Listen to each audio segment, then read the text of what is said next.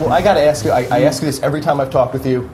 Doctor Who. I know you're very excited about the chance, maybe the opportunity to do something with it down the road. Are we any closer to seeing you doing a Doctor Who episode? Not so far. Again, as you know, it's driven me slightly mad because. What can we tell like BBC? We got to make this happen. Honestly, it's been tried. God knows it's been tried. Even when we did Morrison Con a couple of weeks ago, I was telling the people there that. At the start of this year, in December, I was speaking to Paul McGuigan, who's a good friend of mine. He obviously directed Sherlock with Stephen Moffat. So Paul was going out to meet Moffat that night, and I said, I'll say hi to him and say give us a call. So we actually got a message back from Stephen Moffat saying, give me a call anytime, which we did, and then got no response. So that's been a year, and what can I say? Come on, guys, let me write Doctor Who. It's a plea, it's a passionate plea. Which Doctor would it be? Like, do you have a specific choice? Because I know you like some of the older Doctors. Well, I do, but I can't really dig up John Pertwee. Could you do a crossover? I wouldn't even. Well, I've got a couple of stories which I think are really great Doctor Who stories, and I'd love to write for Matt Smith, because I met Matt last year, and I think John Pertwee was my favourite because that was the Doctor Who when I was growing up. Yeah. But I think Matt Smith is just the best. He's just got it nailed so well. It'd be great to write for him. But as I say, nothing's come up with it. So anything people can do, just keep waving flags and yelling in those guys' ears until they finally send some give emails. in. If the flag's probably not going to reach the audience. I feel like we should be like, BBC, make this happen. Yeah. Let's talk a little bit of Action Comics and Batman. So you just came out with a Halloween issue for Action Comics, and sort of like a more self-contained story. How do you balance sort of the overarching stuff, the bigger story stuff, with the limited? As I was saying yesterday, I think if I was going to do it again, they'd probably be all single stories. But initially, Dan DiDio brought me in. He called me up last March, I think it was, and said, "Do you want to do this Action comic?" So I had a bunch of leftover ideas from All Star Superman, where I wanted to do the younger Superman and that kind of first 6 months of his life in Metropolis.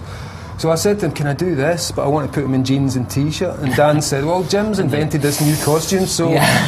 So I kind of said, "Well, if you let me tell the story of how he gets the new costume, does that mean I can do this jeans and t-shirt guy?" So they were all for that, and it was originally going to be 6 issues, and then Rags was took a little bit longer than we expected, so they asked me to do those 2 issues fill-in, which was the weird 5 and 6 that came in out of nowhere, with the Legion of Superheroes.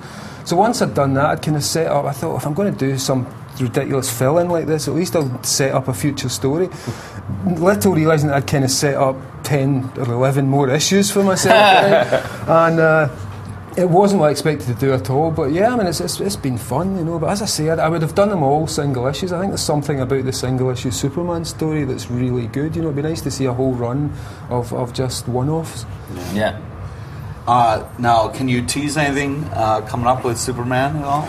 Well, yeah, I'm just working on the last 3 issues, which is all one big story. It's the kind of finale. Superman's up against this fifth-dimensional monster called Lord Vindictivix, and...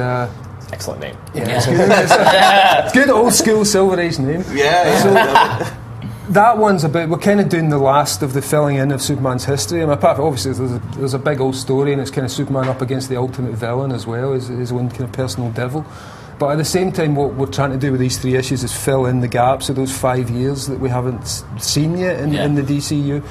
So it's kind of, it covers the entire area of when he, once he changes into the current costume, and all the things that happen, including Death of Superman and all the big stories that kind of happened in those 5 years. So we're going to kind of, once that's done, the entire history of the character should be there for the new writers to work with. That's great.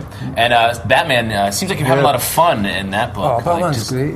He's my favourite, I think. Yeah. It's and because it's the end of such a long run, we're 6 years into that run, and this is the last of them, and there's some really big stuff coming up. We haven't, kind of because we don't want to get in the way of what's happening with Scott's story with the Joker right now, but there's some real kind of major stuff coming up, obviously, because this story is kind of the end of my Batman story, and I've got some very big ideas and some big shocks coming up. I can't say anything about them. No, of course. Well, you are finishing up both runs then. Yeah, pretty much. The Action will be finished first, and then Batman a few months later. So then what are you going to do with your time? Work. Okay, good. I'll be doing more creator-owned stuff. I'm also doing Multiversity, and I've got this Wonder Woman project, which hasn't been officially announced, but I'm kind of working on it in the background. Oh, great. Wow.